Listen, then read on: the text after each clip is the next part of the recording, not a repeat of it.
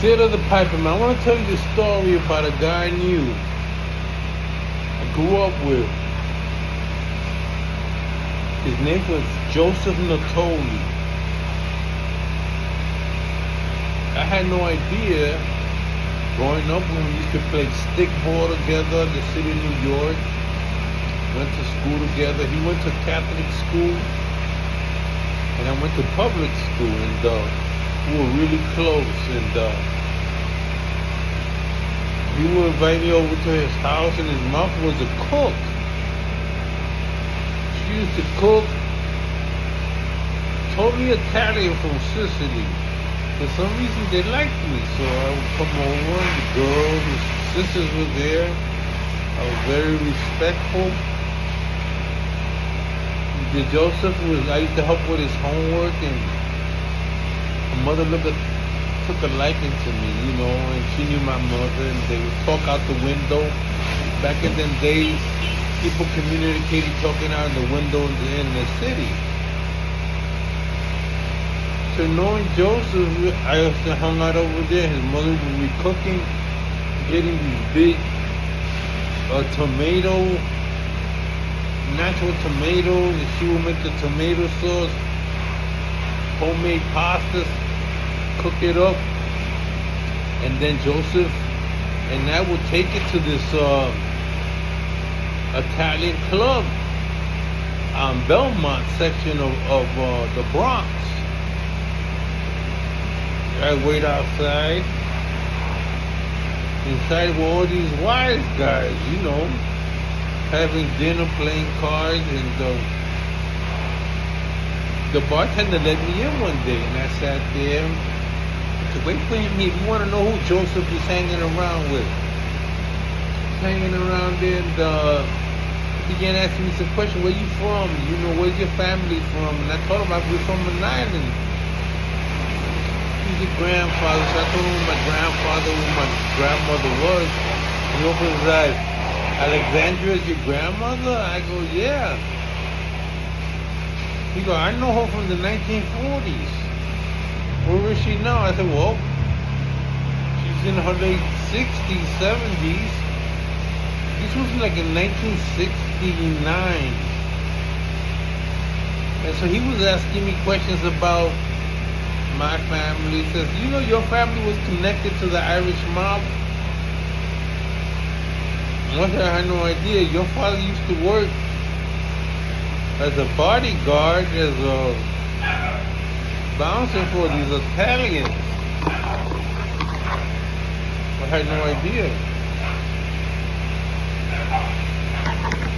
So he treated me nice, gave me a couple of dollars, give me $2 or $3, and take care of Joseph. I know you know the streets, and Joseph is new, and we take care of each other. I had no idea that Joseph's father had been doing time, 40-year stint. He was part of this Valachi group. There's a picture that came out called the Valachi paper. I didn't know what that was all about. So his family was part of the Cosa Nostra, and I hung out with Joseph, and there was these parties that they threw St. Geronimo on 2nd Avenue in Little Italy that I used to go every year with Joseph. He would take me down there, and people would carry the statues of the Virgin Mother. I wasn't Catholic, so I had no idea, what the whole shebang there was. Dressed up, playing trumpet. I was interested in that.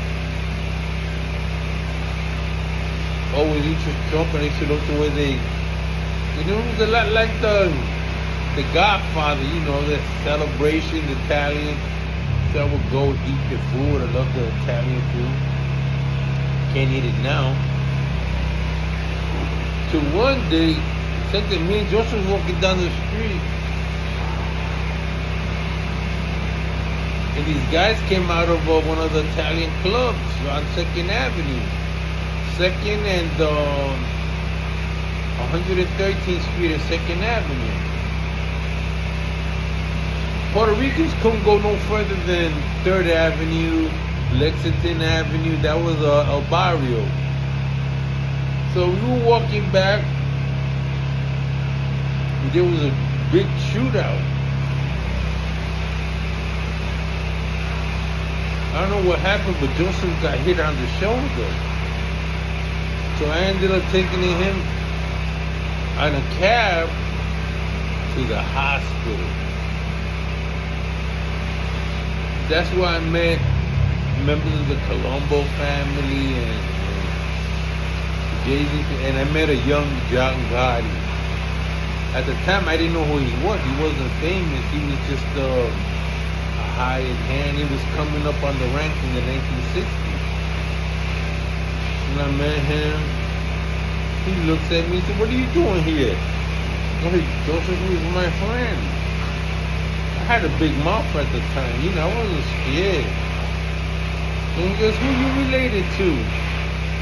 I said, "I don't know. This is my grandmother's Alexandria. She does the numbers up in the Bronx." "Oh, I know Alexandria. She's got a jazz club." "Yeah. Well, be good, boy." He turned around and handed me some money. "You take care of Joseph. Thank you for bringing him to the hospital." It was Lincoln Hospital, the worst hospital in the Bronx. I had no other choice. I brought him there, and then Gotti, Colombo, then Joseph. He got better. It was a superficial wound. What were you guys doing down there? We were just trying to get across when the shootout happened, and that's when began all the drug wars of the 1960s and 70s. Gambino family with the Colombo family and all these different families. I forgot the names of them. But a lot of these cats, without realizing, I was running into because of Joseph. I knew them. I saw them firsthand, and they treated me nice. They were nothing like what the movies and the